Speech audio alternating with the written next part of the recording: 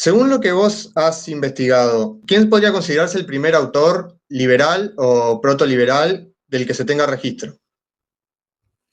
Mira, cuando hablamos de protoliberal tenemos que viajar a la antigüedad para encontrar muchos elementos protoliberales o precursores del liberalismo en distintas civilizaciones. Lao Tse y su todo lo forzado es erróneo, es un postulante del laissez-faire, laissez-passer de los fisiócratas, pero en el 600 a.C. No se sabe si existió Lao Tse. O sea, es una figura discutible como Homero, por ejemplo, pero ahí tenés en la base del taoísmo elementos claramente libertarios, podríamos decir. También tenés Epicuro de Samos, sin duda, y esa reivindicación del placer y de cultivar el propio jardín, que es una oda al individualismo, en un momento donde en Grecia vos tenías todo ese pensamiento autoritario que luego se va a fusionar con el comunismo esenio judío y eso va a crear el cristianismo como lo conocemos. Todos los neoplatónicos que decían que era idiota aquel que no participaba en política, y en realidad eran ellos unos delincuentes y unos limitados, que eran ellos los que de hecho metieron en una jaula a Sócrates.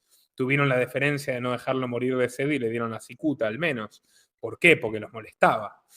Porque la política entendida como la decisión, ya sea por parte de una vanguardia o por parte de una mayoría, sobre lo que tienen que hacer otros con su vida, es un crimen, es un delito, atenta contra los principios elementales de la lógica, y en ese sentido Epicuro y su reivindicación del placer, de los afectos, de cultivar el jardín, de aprovechar la vida, que es por supuesto que una enorme declaración libertaria.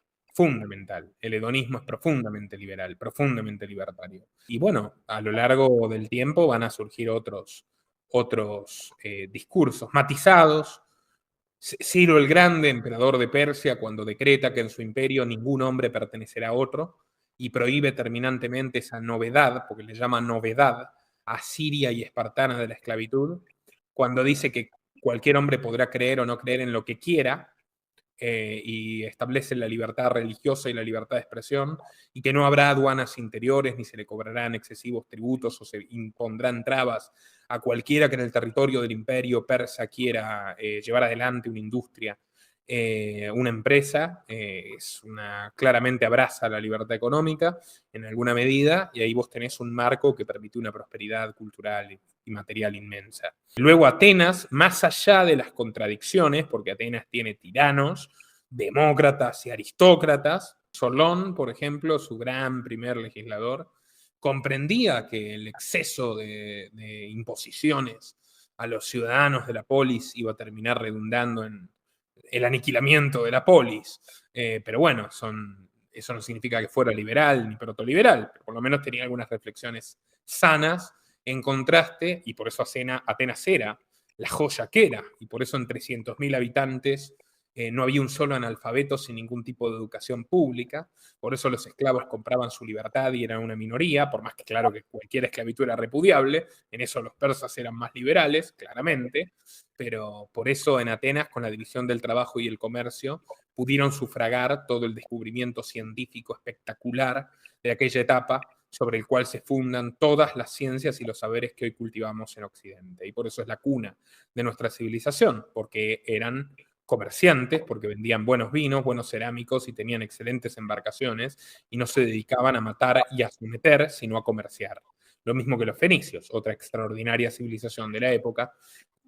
Sus herederos lo están sufriendo bastante, que son los árabes, y parte de los judíos que también tenían ese entendimiento y que estaban menos apegados a ese credo muy, muy violento y colectivista, y se integraron al resto de la civilización mediterránea. Tenés el ejemplo de uno de los primeros banqueros de la historia, que es Alejandro Lisímaco, entre esos judíos cosmopolitas que seguían esa misma línea de tolerancia y de construcción de una civilización mercantil. Luego tenés como contraste, por ejemplo, a los espartanos, que eran un inmenso cuartel manicomial, donde todo era la guerra, donde despreciaban el dinero, la propiedad y cualquier elemento de la vida mundana, lo suficiente como para instaurar una moneda que eran doblones de hierro que naturalmente no aceptaba a nadie, por lo cual solo podían vivir del robo, la esclavitud y la explotación de pueblos a los que sometían y obligaban a trabajar para ellos. Estaban tan rotos los espartanos. Aristóteles se burla de ellos y dice, no hay mujer más casquivana que las espartanas. ¿Por qué? Porque sus maridos, yo no saber por qué les gustaba tanto tiempo estar juntos, ¿no? Ahí los militares espartanos, todos, sus maridos para poder consumar una relación sexual tenían que simular una violación, porque esa era la cultura de la violencia, de la explotación. Eran todas bestias analfabetas y ganaron las guerras del Peloponeso por suerte, y porque lo financiaron los persas. Porque si no tenían el dinero de los persas no iban a ganar la Atenas. Y si no había una epidemia, no me acuerdo mal si de tifus o de malaria, creo que de tifus, en Atenas no iban a ganar las guerras del Peloponeso. Y de todas formas ganaron las guerras del Peloponeso y los terminaron barriendo los macedonios de Alejandro Magno, discípulo de Aristóteles, que tenía una noción cultural o intelectual helenística, una formación ateniense, digamos. Así que bueno, a lo largo de la historia vas a ver constantemente, esto lo trata de manera magistral Escotado en Los enemigos del comercio, no sin algunas inexactitudes, pero bueno, el contraste entre civilizaciones más mercantiles, que son siempre más tolerantes y más prósperas y más liberales, y civilizaciones más clerical militares, autoritarias, igualitarias, colectivistas, que ponen por encima la seguridad, la libertad y pierden ambas. Pueden ver la entrevista completa haciendo clic aquí. Recuerden que pueden colaborar con el canal tocando la opción Unirse de YouTube.